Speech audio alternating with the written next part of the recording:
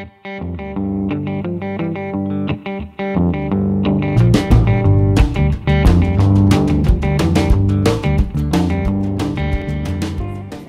for a reason. So, just some things to ponder. You don't have to believe me or not. Even cutscenes. And if you have a problem with it, you can just get a goat. Yeah. Yeah, they make beautiful baskets. Yes, yes, you're missing out. So we'll start with one that is a little past due, but it's goldenrod. I also like to focus on some of these that get these bad raps, because a lot of people, maybe not in this room, but a lot of people blame their fall allergies on this beautiful plant that I like to call the ray of sunshine in autumn. But it's really ragweed, which is not necessarily a pretty plant at all. It's not showy or anything. It's just this plant that puts off this awful pollen that gets and bothers everyone. But goldenrod is actually a nice little antidote to ragweed. This year it was blooming very early into the summer. I feel like the weather patterns are kind of shifting a bit.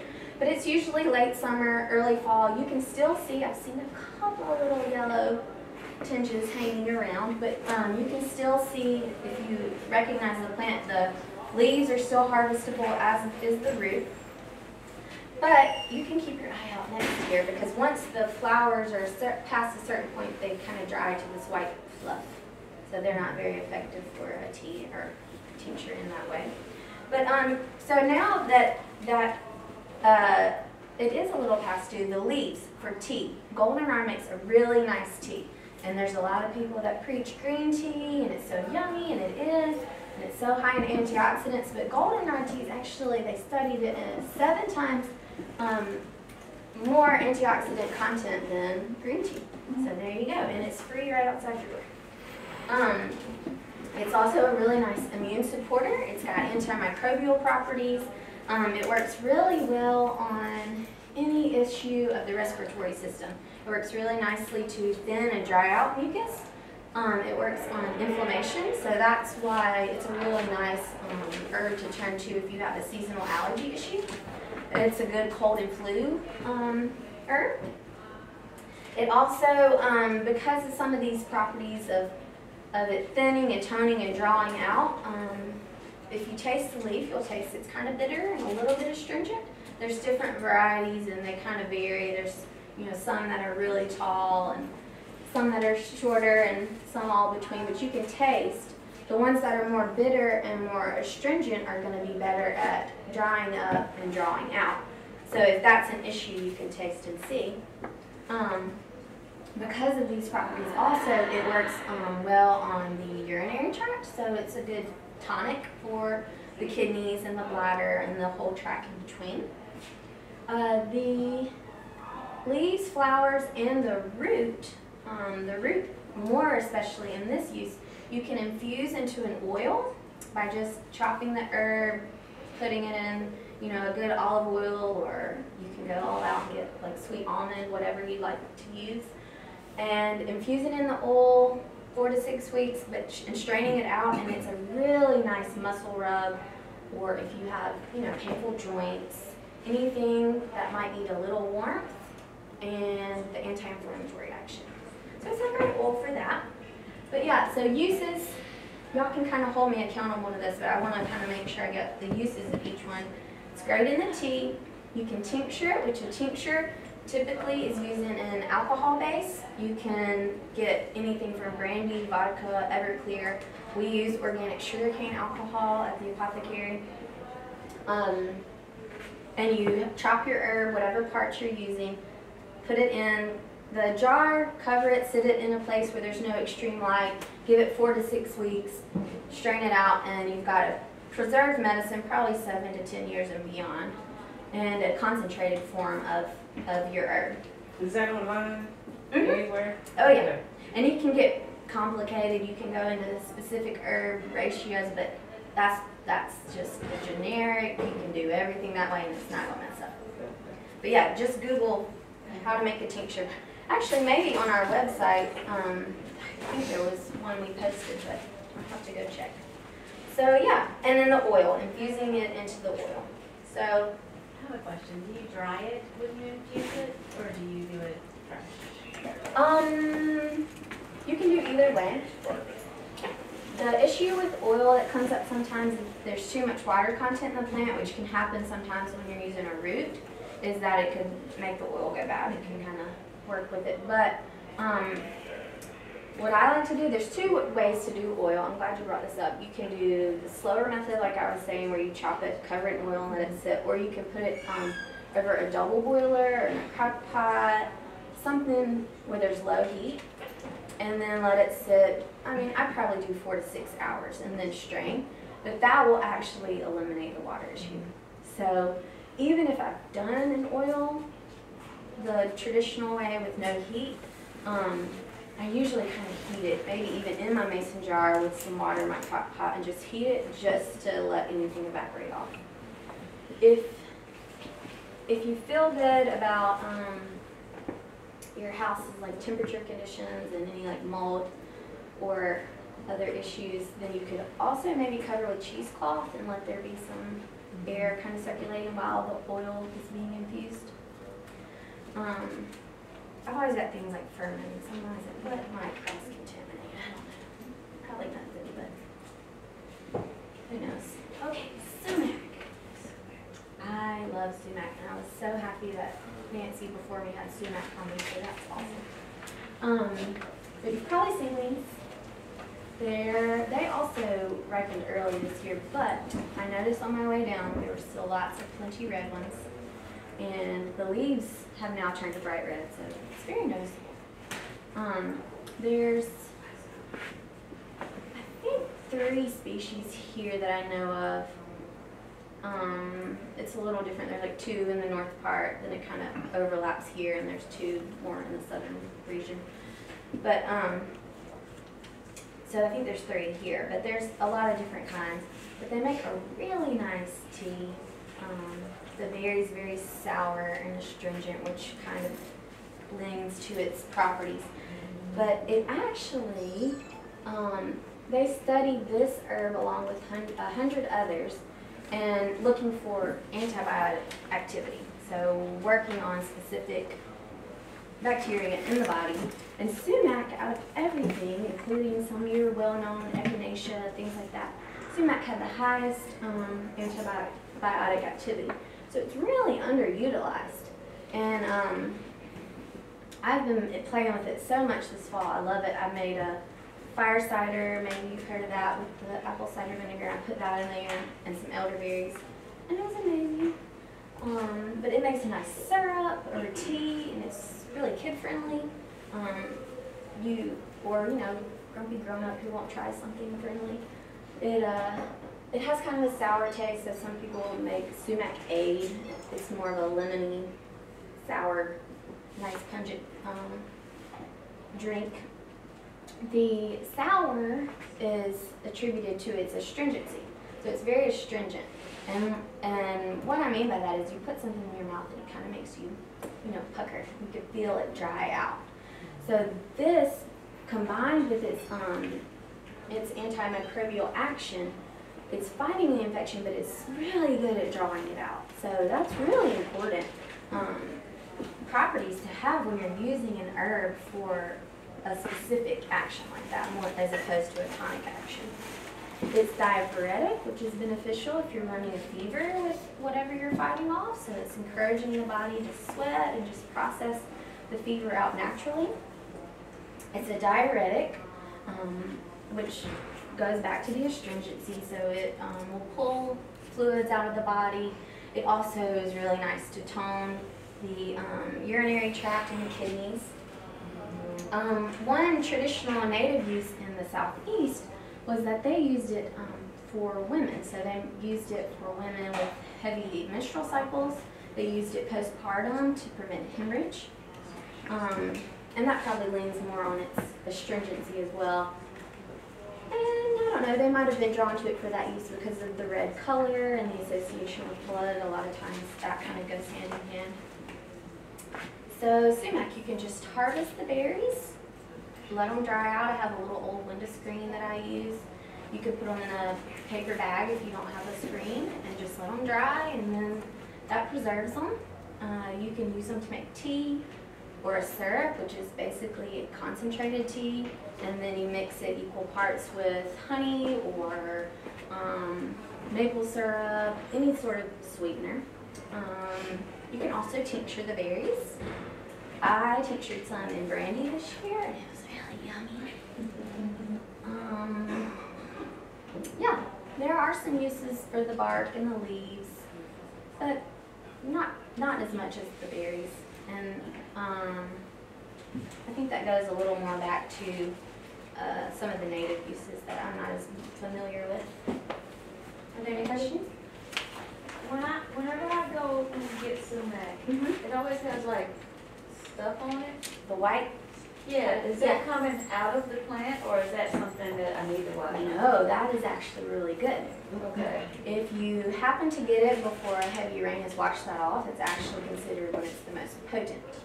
I'm also glad you brought that up. Yeah, because I always wonder, but I kind of decide, Yeah. I'm just going to use it like this and Yeah. cross my fingers. No, that's exactly what you should do. Is it like powder? It's the acid, and I can't remember the name of it. It Yeah. kind of looks like powdery or sticky-ish. It doesn't look clean, but when you see it, it looks like this must have come out, like kind of like sap on a Yeah. thing. And if you look at your fingers, they're sticky and kind of powdery, sticky left on your fingers. Does it show some of it? Is that the white that's on there now, or is that something different? I think that's more of just something in the picture, but it's more of something you see when it's there. It Looks like a resin.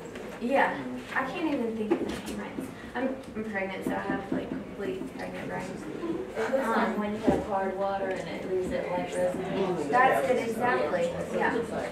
it's one of the main constituents in the plant that they've studied that have all these great attributes. So it's really actually nice. If you see sumacs ready and you know that a few days later there's supposed to be a nice heavy Mississippi thunderstorm, try to make it up there and go grab it, because that's really when it's the most potent. What months do they harvest? This year it was interesting. I mean, it was the earliest I've ever gathered it. It was probably late July.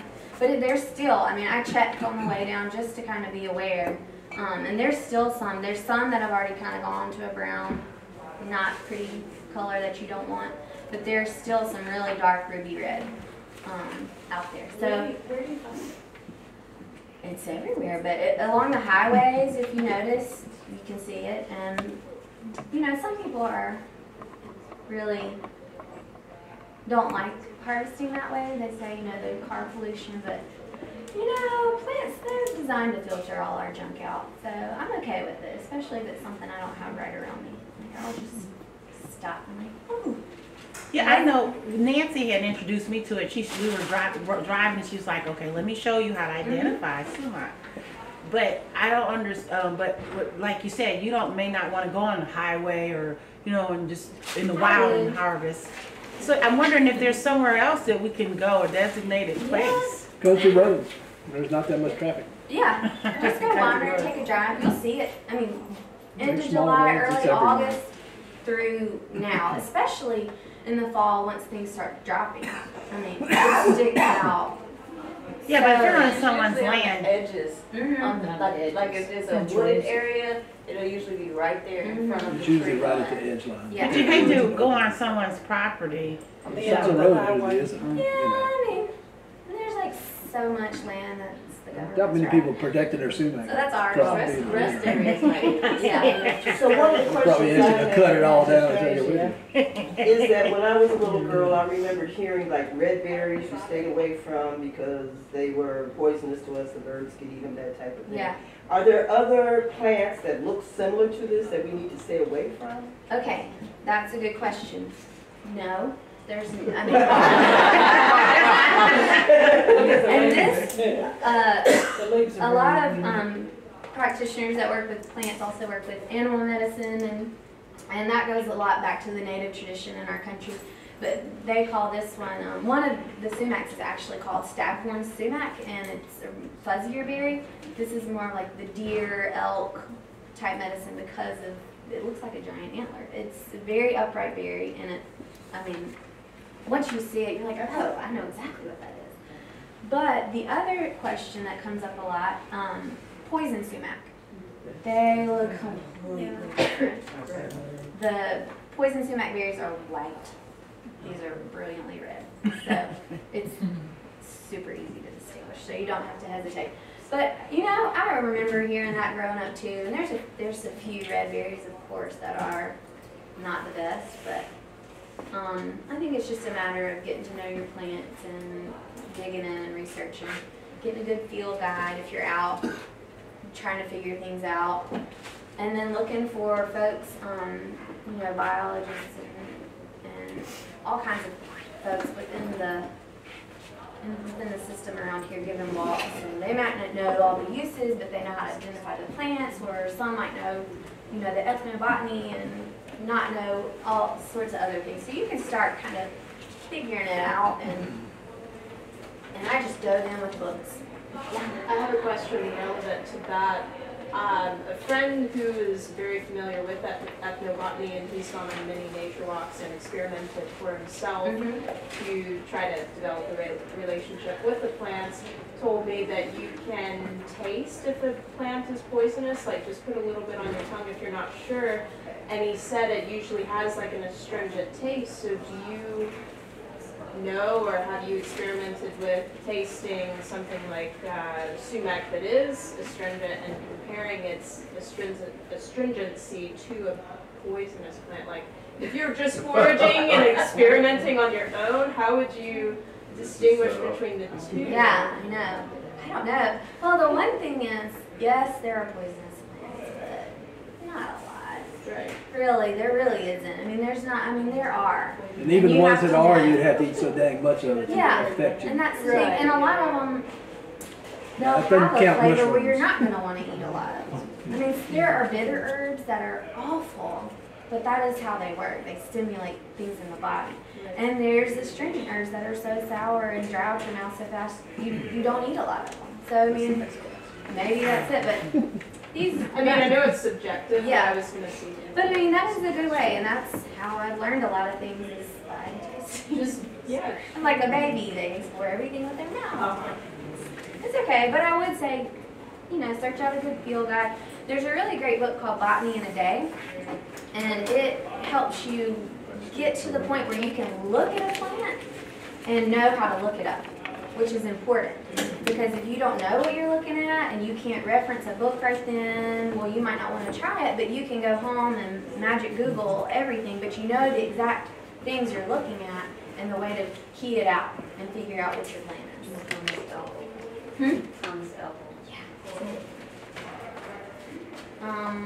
Okay, so rose hips. This is the time of year when the little rose fruit comes on. And I was always taught it's best after the first little frost. So we had ours last weekend in Starkville. I don't know if South Mississippi and Central have one. But so anytime, kind of now, throughout the winter, if you've got rose bushes or if you have a wild rose, the little fruits are nice. They're really high in pectin, so they make a great jelly.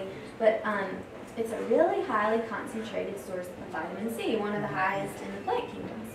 Roses and apples, they're all in the same family, so you can kind of see it's like a little miniature apple. And I feel like that saying, an apple a day, applies to everything in that family. It keeps the doctor away. So it's a good, because of the vitamin C, it's a really good immune support. It's a nice flavor, so it's compliance friendly, which I look for that a lot, especially working with kids. And like I said, adults. I mean, some people have never put, you know, a leaf off of the iceberg in their mouth. So if you're giving them some crazy bitter dandelion or something, they're like, whoa. But this is a great one. So you can make tea with it. You can do the jams or jellies, like I was saying, or make a syrup. It's a really nice addition to other things. So if you're making an elderberry syrup, you know, everybody knows more about elderberry, but that's a good one to throw in there if you're making a cold and flu tea, or even just a regular tea. It's a nice addition. It's pretty flavor, pretty color. We all like pretty stuff. What else? Oh, it's also a little bit astringent, enough so that it's a tiny bit diuretic. So that's good for flushing out the body. It's good if you're doing sort of a detox situation or you're sick and you need to flush things out, but just mildly. Let's see, is that all I wanted to say? Oh, and that also kind of lends to the kidney and urinary support. Can you preserve them? Preserve them? Like drying? Yeah. Yeah, what I would do, well, and what I usually do if I'm drying any for a tea, then I cut them in half and there's some little seeds inside, kind of scoop that, and then I let the half stay. You can cut further, but that's just the easiest way for me. Yeah. And you know, I mean, any rose, it can be the rose plant you bought at Walmart on clearance and somebody planted in your flower bush. They all make these nice little hips, and they're all wonderful uses. You don't have to go out hunting for the wild native, though they would be nice. I would caution, because sometimes a lot of people who grow roses use a lot of chemicals. Yeah. Roses are known as the crackheads of the plant family. That's They a good way to they put it. want chemicals, Yeah. and so it's not as easy of a plant to grow organically. So, like if you were at a friend's house or something, Yeah. I'd make sure I ask them like, what kind of things do you put on this bush? Yeah. Definitely, that would be one to know. Insecticides. Now there are a lot of roses you can grow without that though too. Mhm. You know, the Yeah. antique roses, you don't need to spray, you don't need water, you don't need to, a lot Some less that Yeah. make bigger rose hips too than ours. We have some at our house. I don't even know if they are, but it's just what was there when we left, and we haven't done a thing to them, and they make the best hips. I mean, I love the petals, of course, and save those and use those in different ways, and the leaf, but the hips on that one plant is huge, and we don't do anything. I mean, my kids probably pee on it, but it's right on the corner of our house next to the woods. I know they do. Okay. Usnea, also more commonly called old man's beard. It's a lichen. So I included this. It's grown all year long, but it's a lot more noticeable when the leaves are off the trees. So this is a really good one, especially for this time of year. The way you can identify it, there are a couple that look kind of similar, but if you take those little strands, like here, these little strands, and just gently pull, there's like a little, it's almost like a little rubber band. There's something in the middle, a little strand that will eventually pop, but there's a give to it, and it's I call it the rubber band trick. So I teach a lot of kids classes. And my nature kids, they love just going, anytime they see something, doing a little rubber band trick. See the little pocket. So that's my ID trick. It is, I would describe it as a gentle immune tonic, but that doesn't mean it's a weak immune tonic. Most of the time in the plant kingdom, the gentle herbs are the most powerful. So they're not the most potent, where you just need a tiny, tiny amount, and if you overdo it, there could be danger. But this is just a really great herb. A lot of people, when they think of boosting the immune system, they default to echinacea. But there are actually some people that don't respond as well and respond much better to this. My 7-year-old is one of them. He finds this plant everywhere we go. Doesn't matter, we can be in the middle of like some city, in New Orleans, we're in the middle of New Orleans. He's like, look, Mom, Usnea, and he's always got pockets full. But I mean, there's a reason he always notices that he responds really well to it. So, you know, it's a good one. It's a good one to combine with echinacea, especially if you're working with people where you aren't sure, or you haven't really gotten down to the nitty-gritty with them to kind of figure out this single herb. So it's a really nice immune support. Oh, and it works really well on strep and staph, and in all the scientific studies, they've actually figured it works better than echinacea on those two. A depressed immune system, because it is a little more gentle, responds very well to it. So you know, if there's autoimmune or HIV, anything that's depressed the immune system. It's a good one for a tonic to just continually take and to build up. It is specific to respiratory infections and urinary infections. So another good one, you know, if there's a cold or flu and there's bronchitis or sinus infection, anything in that tract, or a urinary tract infection, kidney infection, it's a good one for those. So how would you process it to make a tonic? This one is a tincture, an alcohol-based tincture.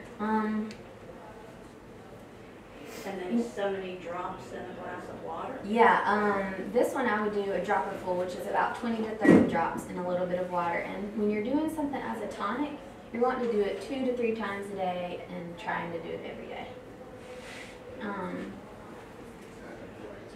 You know, on a more acute issue, you could do it more frequently if you're using it just to build up the immune system. But if there's an acute thing, if my son was sick and there was congestion in the lungs, and I would go to this and I would do a dropper full every hour, and maybe every 2 hours. Yeah. So, my son and I play with this herb a lot, or this plant a lot. I'm wondering about it if my son has suppressed immune issues because he has sickle cell. And so he has to have his blood drawn often. And I've noticed that a lot of times if I give him things to boost his immune system, then when he goes and gets his blood work, the doctors are all like panicky because his white blood cell count is like way up and they think something's wrong. And I'm like, well, no, that's just because he's been eating truckloads of garlic. Yeah. So I'm wondering, like, different immune boosters, are there certain ones that are going to fortify the immune system without making the white blood cells go?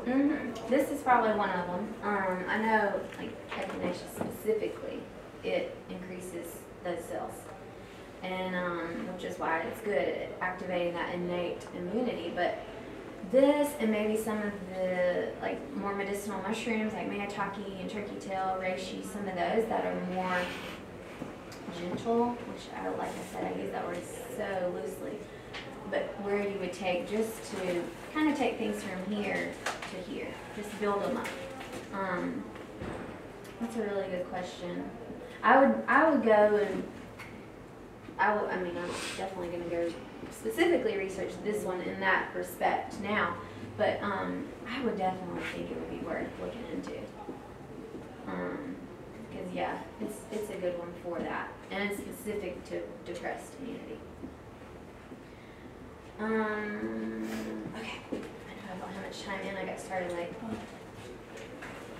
Okay, I'll quickly get through some of these. Dandelion, like I said, my favorite. I can kind of sum her up in this little sentence, and I say it all the time. But her determination to survive reflects her capacity to heal and nourish her own vitality. I love this girl.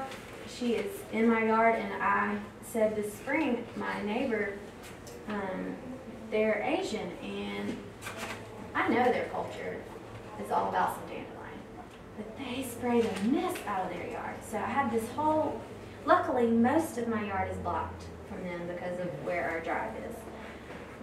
So there's this whole section of my yard that has all these beautiful dandelions and violets and all this stuff growing, and I watch them spray so much to have just grass that I'm like, okay, I just can't use. I'm just going to let these plants stay here to kind of be my protective barrier. Well, she came to me, and she's, in 5 years, rarely spoken. She came to me and she was like, oh, can I harvest some dandelion out of your yard? She was like, I really want some tea. She was like, it reminds me of growing up at home, and I really want tea, and I can't find it anywhere. I was like, oh, sure. She's like, so as she was harvesting, I'm like, hello, you have your own, you can have your own. She's like, I think I'm going to tell my husband not to spray anymore. And they haven't sprayed all year. Excellent. So, well, honey, I can retire. My life is complete. I have gotten someone to stop spraying their yard so they can have dandelion. Like, let's go on vacation. But dandelion, I love it. It's it's a wonderful plant. You can eat every part of it. The roots, most people roast to make a tea, sort of coffee-ish. The leaves are edible, the flowers are edible. We sprinkle the flowers in soups and salads and make little fritters, and the dandelion greens are just delicious, cooked or raw. So it's wonderful. Liver, digestive support, stimulates bile production, helps regulate insulin, which is huge with the American diet. It's really great blood builder because it's so mineral rich. So it's really great sources of iron and potassium and calcium, magnesium, all these great minerals that our soils are depleted from. And the good thing about dandelion, those roots that reach down, they bring the minerals up. So they're building your soil and they're building the plants. And when you put that in your body, it's just good stuff. What else? Oh, it's a nice diuretic, and because of the potassium content, it's a very safe diuretic. So if there's blood pressure issues or blood sugar or whatever's holding the fluids in your body, but you have to watch the potassium, it's really good. Really good for that. Okay, let's see how much I can get through Yellow Dock. I also love talking about this one because everyone sees it and they just hate it, and I just love it. The root, which I've got here, look at that root, isn't that awesome? Yeah. So it, like dandelion, the root is going to help build the soil, so that's important if you're, gardening or in agriculture. It's going to build the soil, and also because of this wonderful root, where we live, the soil is awful with clay. And so that is just reaching down and breaking all of that up, bringing up the minerals. Wonderful. Yellow Dock, you can eat the early spring greens, it's kind of lemony, but mostly you're using the root. It's super rich in iron. One of the highest plant sources of bioavailable iron. You often hear people taking an iron supplement and they're constipated or have all these digestive issues. Yellow Dock also works on the digestive tract. It is what we call a corrective herb. So if there's diarrhea, it corrects that. If there's constipation, it corrects that. It also is a really nice one on the digestive tract. If there's leaky gut or inflammation or damage, it actually heals the inner lining of the digestive tract, and that's really important. So anyway, it's great. I usually use it, make a concentrated tea out of the roots, and then add maple syrup or honey and make a syrup, and there you go, iron, a nice little iron syrup, as well as a digestive regulator. And it's great liver support. A lot of times you see the yellow in a plant, and you know that it's probably working on the liver. Let's see. Okay, I gotta get them all squeezed in. Okay, plantain. It's my favorite first aid herb. It's like the perfect green band-aid. I teach all my kids in my kids' classes this because, I had this guy who was a farmer, and he'd been doing it for forever in one of my classes. And he's like, oh, this is everywhere in my house. And I was talking about how to use it on a sting if you've been stung. And I said, you're out in the field, it's probably going to happen. And it's right there, and you grab it and put it on. Ta-da. And about 2 months later, I saw him again. He said, I really don't believe all this stuff until I got stung the other day. I said, so I remembered what you said, and I tried it. And he was like, I'm a believer. All right, there you go. But plantain, the reason I wanted to bring it up now is it's here. It will go away after a hard frost. So look around for it and harvest some. You can, for the fall use, I would say tincture it in alcohol. But it is a slippery mucilaginous herb, so it's really good at cooling, which if you have a sting or a bite and you put it on there, you can feel that it cools. So it also works that way internally. So it'll cool an inflamed digestive tract, inflamed lungs if you're coughing. It's really nice, and because of that slippery aspect, it helps get whatever's going on loosened up, and so it can come out. So it's a great respiratory herb. Yeah, and it's in the category of herbs, you don't often hear the word a lot, and it's vulnerary, which means it heals damaged tissues. So there's this one herbalist, Jim McMillan.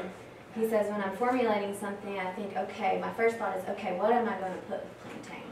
He loves it. Everything plantain's at the base. So it's just a good one to explore. I could go on for a long time about it, but for fall, we'll focus on the digestive support. Pine, it's everywhere. There's lots of uses, the resin and the pitch. Go back to lots of native uses for wound healing, external use. But I was going to focus on the needles, really. I teach in my kids' class the way to identify the needles. Mostly here, it's going to be some sort of yellow pine. But if you pick them at the base where they're still connected, the yellow pines have 3 needles, so you can kind of separate the 2, and one pulls down, you've got a Y. There, if you go most other places outside of the southeast, you can see white pines, and there's 5 connected, so W-W-H-I-T-E, 5. And then there's red pines, which you can start seeing red pines. I know when we go up to like Birmingham, starting there you can see them, and there's no trick, there's just 2 of those, and you're like, okay, default. I don't know, no spelling of letters, it's a red pine. But they all work in a variety of ways.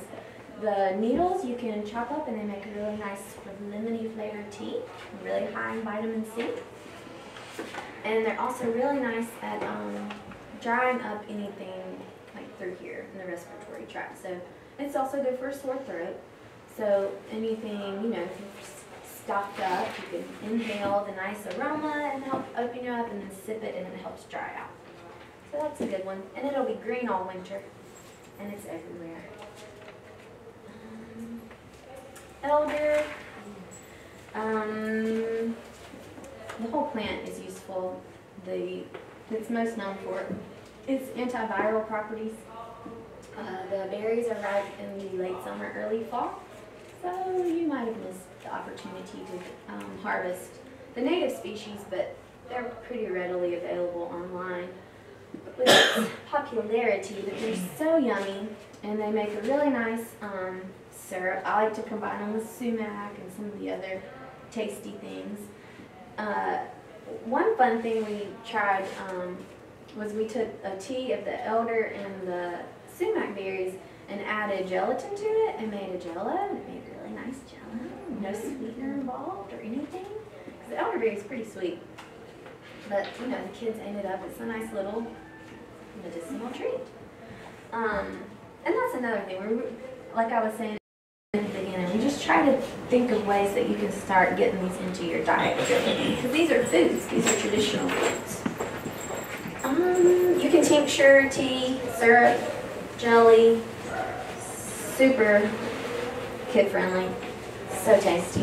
And then I've got one more. Oh, good, I get the last one. You finished. And I've got Coke on here because they're ripe right now and you see it. So I'll give my disclaimer of I want you to research this plant, especially before you use it internally. There's a lot of info out there and it should be used certainly with caution. It is one of the plants that is a potent plant. So it's not a gentle one. It is potent and it is powerful. The way I like to best use it, there are people who will take like one berry a week or something and use it for like severe arthritis issues. But what I like to do is in the fall and the winter is root harvesting time, and the poke root used externally is amazing. It's a very powerful lymphatic circulator, so circulating those lymph fluids. It's really nice to use if you have arthritis and you want to, infuse it in an oil and rub it on. It's really nice for women that may have cysts in their breasts, or breastfeeding women that have mastitis and they just need that circulation. And it's also a really good immune support. So it will circulate out, and I've used it on a couple of my breastfeeding mamas and have gotten rid of a pretty bad case of mastitis. What else did I want to say? Oh yeah, swollen glands, so swollen thyroids. If you have an ear infection or any sort of infection, you feel these glands swollen, it's really nice used externally. So you can use it that way without worrying, and if you want to use it internally, I say research it, and get in touch with someone like us that can kind of help guide you, because there is a traditional use in that way, but now's the time. You see it everywhere, and you can kind of mark one if you want to harvest the root after the first frost. And yeah, there you go. So, May I ask, what is poke salad? Because I've heard my friend talk about that. yeah, so that's traditionally more in the early spring, and you use the younger leaves. I have one friend that's like, he just uses poke all the time. I'm like, okay. It's like, I'm still alive. I'm like, okay, whatever.